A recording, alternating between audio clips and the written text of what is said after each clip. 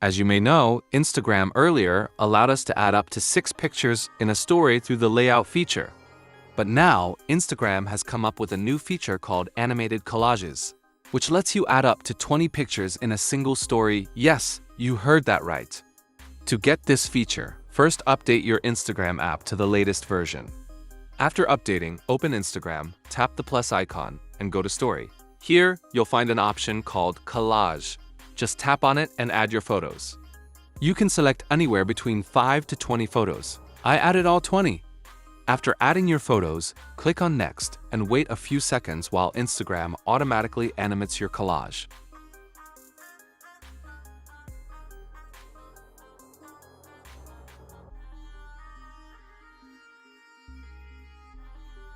And there you have it, your animated video.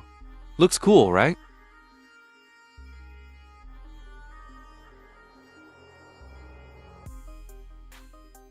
You'll get 2 options. First, an animated effect, and second, a simple slideshow where your photos appear one by one without effects. Choose whichever you like.